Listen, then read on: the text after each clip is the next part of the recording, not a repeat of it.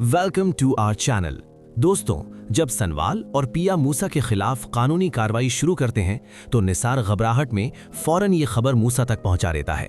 वो परेशान लहजे में कहता है, सेठ साहब, कल अदालत में समात है, अगर हालात काबू से निकल गए तो सब कुछ हाथ से जा सकता है। मूसा तंजिया मुस्कुराहट के साथ कुर्सी से खड़ा होता है और कहता है, डरने की कोई जरूरत नहीं, दौलत भी मेरी है और कानून भी। यहाँ फैसले सच पर नहीं, ताकत पर होते हैं। अगले दिन अदालत लोगों से खचाखच भरी होती है। मीडिया कैमरे लगाए खड़ा होता है, पुलिस अलर्ट होती है और अवाम की निगाहें इसी केस पर जमी होती हैं।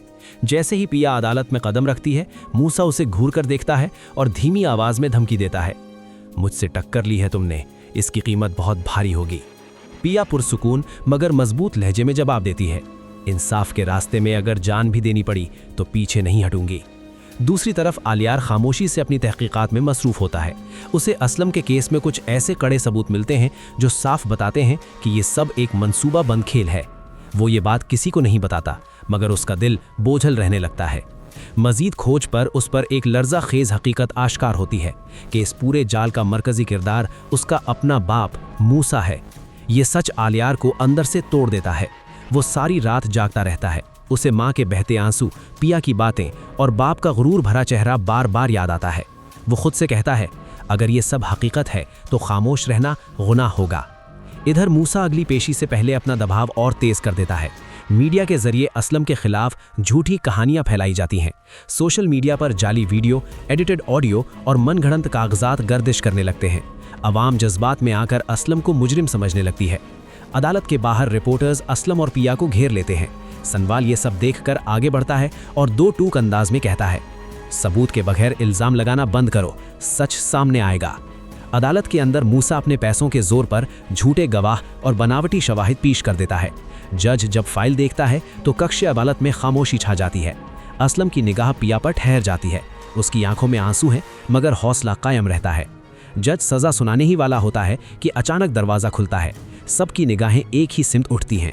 आलियार तेज कदमों से अंदर आता है और बुलंद आवाज में कहता है, मुअज़्ज़ज़ जज साहब, फैसला रोक दीजिए, मेरे पास असल सच मौजूद है। अदालत में सन्नाटा छा जाता है। मूसा के चेहरे से रंग उड़ जाता है।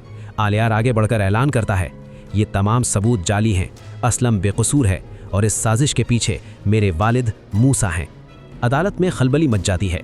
मूसा गुस्से से चीखता है, ये झूठ है, ये मेरा बेटा नहीं हो सकता। लेकिन आलियार एक एक करके सबूत सामने रख देता है। बैंक लेन देन की तफसील, झूठे गवाहों की रिकॉर्डिंग और पुराने मुजरिमाना शवाहिद। जज सख्त निगाहों से मूसा को देखता है। पिया की आंखों से आंसू बहने लगते हैं और सनवाल हैरत में खड़ा रह जाता है। तमाम रिकॉर्ड देखने के बाद जज फैसला सुनाता है।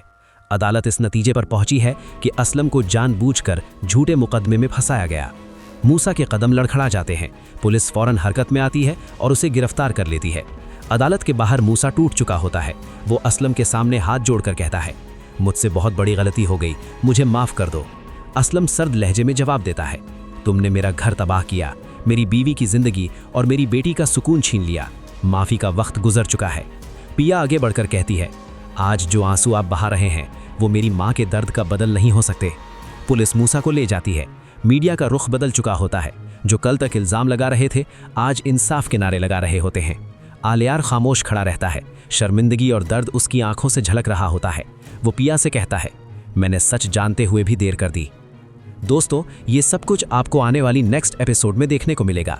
थैंक यू, अल्लाह हाफिज़, अपना ख्याल रखिएगा। चैनल को सब्सक्राइब ज़रूर करें।